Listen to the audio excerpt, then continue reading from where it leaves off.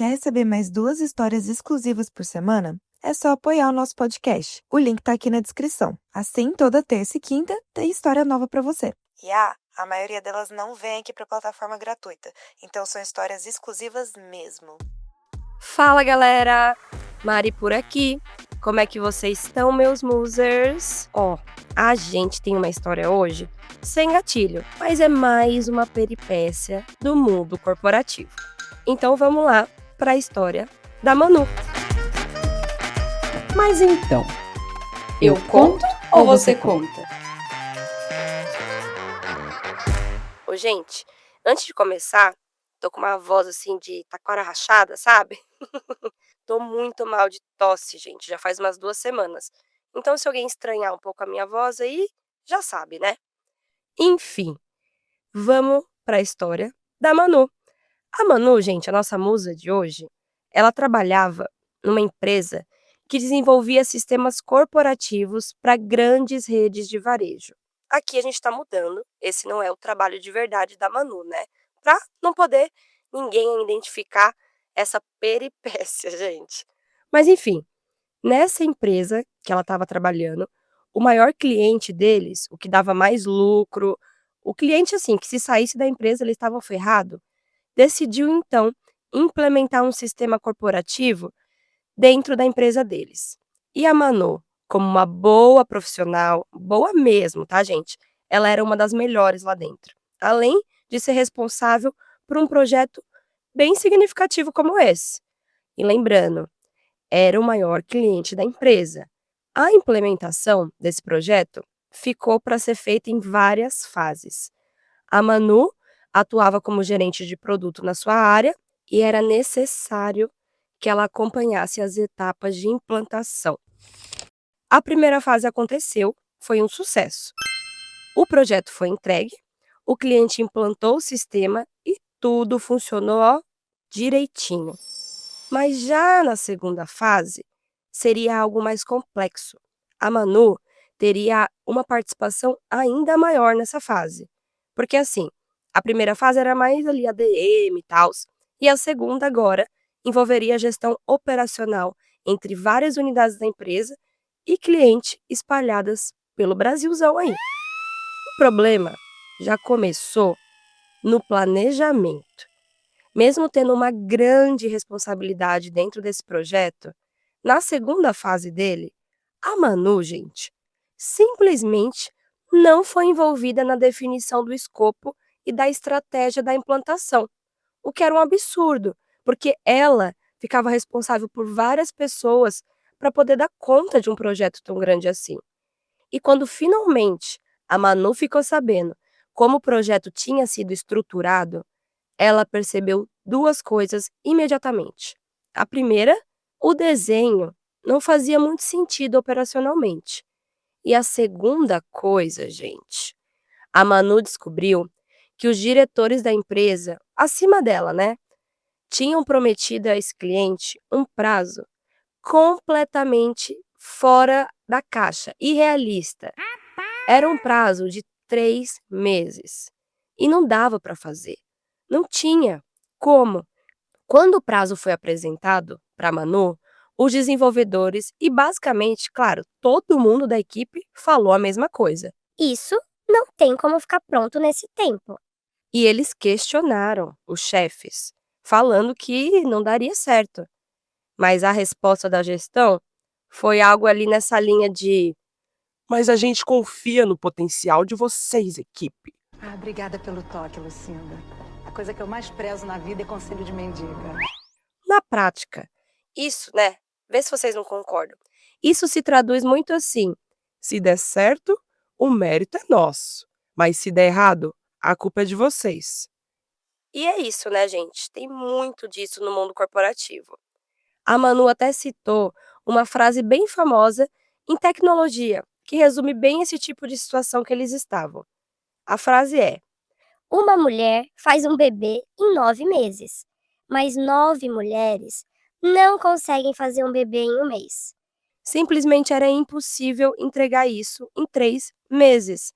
E não era por culpa da equipe não saber fazer o projeto, da equipe não ser rápida. era uma coisa inviável de dar certo e sair boa. Mas era exatamente isso que os diretores estavam esperando deles. Então o projeto começou. Os meses foram passando, a Manu e os colegas de trabalho trabalhavam sem parar. Final de semana, feriado, vixe, ela não tinha folga não. Mas mesmo assim, como era previsível, o projeto não deu certo. Assim, eles até conseguiram implantar o sistema no cliente, mas o sistema passou 2 meses funcionando de forma extremamente instável. E sempre que dava pau, né, no sistema, precisava da intervenção do time da Manu. Ou seja, gente, foram 3 meses trabalhando muito para entregar um projeto que ela sabia que não ia dar certo. Depois que implementou, foram mais 2 meses trabalhando praticamente 24 horas por dia, de segunda a sexta. A Manu, gente, a vida dela nessa época ficou uma loucura. Ela não tinha vida social, ela não saía mais, ela não tinha tempo de qualidade com os amigos, com a família. E era comum ter cliente ligando para ela às 3 da manhã, porque dava pau lá no sistema, e como é coisa de tecnologia, né, gente, não dá para esperar. São coisas que funcionam 24 horas e tem uma certa urgência. A Manu tinha que resolver. Fosse de madrugada, fosse de dia, aonde quer que fosse, ela tinha que dar conta disso. Então, foram 3 meses, mais 2 meses nessa completa loucura. E nessa pressa absurda de entregar algo que não daria certo em 3 meses, muitas etapas não foram mapeadas da forma correta, o que causou esses erros e um sistema falho. A musa disse que Pode até parecer muito tempo, 3 meses, mas se alguém aí que está escutando, que trabalha também com tecnologia, sabe que dependendo do projeto, é completamente impossível. E depois, gente, de 2 meses aí nesse suquinho do caos, porque era um caos na empresa, na vida dela, o cliente, não o chefe da Manu, veja só, o cliente tomou uma decisão sensata. Ele resolveu tirar o sistema do ar e pediu para a equipe da Manu replanejar tudo do zero. Nem o cliente estava aguentando mais o tanto de problema que dava, porque não estava funcionando. E agora, gente, qual que era a ideia? Refazer esse projeto aí, né, que estava falho, mas com uma estratégia que funcionasse. E, sinceramente, a Manu não podia estar mais feliz. Por mais que ela ia ter que trabalhar mais de novo no mesmo projeto, ela concordou totalmente. Aquilo era o que deveria ter sido feito desde o início. Então lá vai Manu, reuniu seu time e começaram a trabalhar em uma nova proposta, em como seria esse projeto, quanto tempo demoraria para entregar e tudo o que precisaria para ficar certinho dessa vez. A equipe teria 2 semanas para poder apresentar um novo projeto para o cliente. Não tudo, né, gente, mas só como seria o projeto, como funcionaria, quanto tempo levaria dessa vez e tudo que englobava aquilo. E durante essas 2 semanas, todos os dias, a equipe e a Manu chegava na empresa, se trancavam numa sala de reunião e passavam o dia inteirinho discutindo soluções e planejando os próximos passos.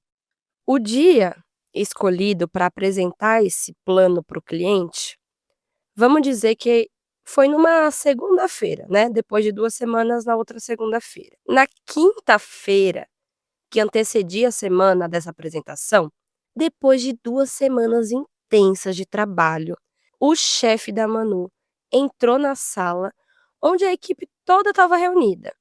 E um detalhe, mesmo a equipe estando ali por 2 semanas dia e noite, aquela era a primeira vez durante todo aquele processo que o chefe tinha entrado ali para se dirigir a toda a equipe junta. Olha só, nem para supervisionar direito ele servia, né, gente? Ai, olha, vou te falar, viu? Esses chefes que a gente sabe que é mais competente, né? Dá um nervoso, dá. Mas, enfim, era a situação de Manu. O chefe entra na sala, sem falar nada, observando a equipe, com um olhar assim, meio até indecifrável. descubra. E aí ele, no maior completo silêncio, todo mundo observando, senta numa cadeira, ainda naquele ar misterioso, respirou fundo e começou um discurso que a Manu e provavelmente os colegas de trabalho dela nunca mais vão esquecer. Bom, gente, como vocês sabem, o cliente está bem decepcionado com a gente. O projeto que a gente implementou antes foi um fiasco. Eu nem sei como a gente autorizou aquilo ir para produção. Bom, a decisão de implantar não foi da equipe, né, seu chefe? E ele continuou. Mas eu imagino que nesses 15 dias vocês tenham encontrado uma solução. O problema, gente, é que nesse nível de insatisfação do cliente, eu acho que para apresentar esse projeto na segunda-feira, só força de vontade não é suficiente. Aí todo mundo ali, né, um silêncio, meio pensando ali, olhando. E ele completou dizendo: Gente, vamos precisar de intervenção divina, de uma ajudinha, do cara lá de cima. Ué, a Manu lembra de olhar para os colegas e tentar entender se ela tinha ouvido certo. Sabe quando você não tá entendendo onde a pessoa quer chegar com uma conversa daquela? Foi um comentário, assim, estranho. E a Manu nem os colegas estavam entendendo aonde ele queria chegar com aquilo. Mas aí, logo após, vem então a sugestão do chefe. Eu gostaria que a partir de hoje vocês fizessem um jejum espiritual. De hoje, quinta-feira, até segunda. O ideal é apenas uma refeição sólida por dia. E nas outras, vocês podem substituir por oração. E fiquem tranquilos, eu vou mandar para vocês as orações certas. Porque sim, tem que ser orações certas. Eu acho que só assim o cliente vai aceitar a nossa proposta. Eu acho que só trabalho não vai dar. Vamos precisar dessa ajuda divina. Cri, cri. Silêncio absoluto na sala. Manu, completamente incrédula. O chefe da Manu, ele é de uma determinada religião. Isso nunca foi segredo para ninguém, tudo bem. Mas assim, gente, entre você ter uma religião e você querer impor um jejum espiritual de acordo com a sua fé nos seus funcionários, no ambiente de trabalho, a Manu não estava acreditando que ele estava falando sério. Mas ele estava, gente. Aquilo, aliás, isso, né, é errado em tantos níveis diferentes que a gente não sabe nem por onde começar, né? Ela e o colega dela, ambos não seguiam a religião do chefe. O colega, assim, que ela era mais próxima, né, que estava lá. E eles começaram a se olhar com aquela cara de A gente tá ouvindo isso mesmo? Não é possível. alguém, talvez, escutando, pode até dizer: Ah, Mari, Manu, mas foi só uma sugestão também, né? Mas, gente, logo depois dessa sugestão, o chefe da Manu criou um grupo com a equipe no WhatsApp. Olha só, coisa boa. E mandou as orações no grupo, gente. As orações que seriam da sexta, do sábado, do domingo e quem sabe da segunda, né, se alguém fosse topar. Até hoje, quando a Manu conta essa história, ninguém acredita. Mas isso aconteceu, gente. Quando saiu da reunião, a Manu ainda não conseguia acreditar. Uma situação bizarra, falta de ética, errado assim em diversos níveis, né? E aí ela foi pra casa no final de semana. Obviamente, Manu não fez jejum nenhum, é claro, mas ela passou o final de semana trabalhando muito, porque eles tinham um prazo, né? E realmente a Manu, ela pode até ter a fé dela, mas ela não ia seguir aquilo para fazer o projeto dar certo. Ela sabia que ela tinha que trabalhar. E quando chegou na segunda-feira, Manu e seus chefes foram até o cliente. Ela foi a única pessoa da equipe que foi junto com os chefes. Ela foi, era em outra cidade e eles apresentaram o projeto. Só que não foi uma reunião de um dia, foi uma reunião que durou 3 dias. E no final, no último dia, um dos diretores executivos desse cliente disse algo para Manu que ela nunca vai esquecer. Ele disse que ele só confiava naquele projeto e que aquilo daria certo se tivesse umas 6 Manus, porque ele sabia e via o quanto ela era boa, o quanto ela era responsável e o quanto a Manu se dedicava. E que ele percebeu que por muitas vezes a nossa musa entendia mais do processo operacional do que os próprios funcionários deles. A Manu, ela contava com a inteligência dela, com ser boa no trabalho. E de todos os gestores presentes ali na sala, o único traste, o único desquerido que não deu parabéns quando o cliente saiu foi justamente o chefe da Manu, que sugeriu o tal jejum espiritual. Ai, gente, que ódio, sério. Eu imagino que a Manu não sentiu na hora, né? Mas também aquela sensação de satisfação, porque o próprio cliente exaltou muito ela na sala. E com certeza ele deve ter ficado com inveja, né? Isso aqui é uma opinião minha, claro. O que aconteceu foi, depois disso, passou alguns meses e a Manu, ela teve que ser afastada por um burnout, uma estafa. Ela pediu para sair da equipe, ela ficou um tempo fora e ali, depois de uns 5 meses, ela decidiu também sair da empresa porque ela, uma boa profissional que é, acabou aceitando, aliás, acabou recebendo uma proposta para trabalhar fora do Brasil.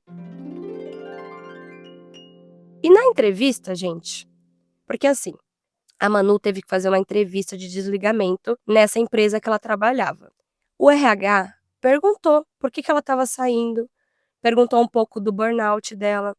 E a Manu decidiu que ela não ia manter segredo das coisas, não, porque o jejum espiritual não tinha sido a única coisa. Então ela falou tudo o que tinha acontecido, incluindo essa história, e a galera do RH ficou incrédula. Nem eles acreditaram nisso. Hoje, 3 anos depois dessa história, a Manu mora fora do Brasil e trabalha numa empresa ótima. E o melhor de tudo, ela não teve que fazer nenhum jejum espiritual para isso. E eu perguntei para Manu, a pergunta que não quer calar: será que alguém fez esse jejum? A Manu acredita que ninguém fez, mas ela desconfia que talvez um dos caras lá do projeto, porque ele era da mesma religião do chefe.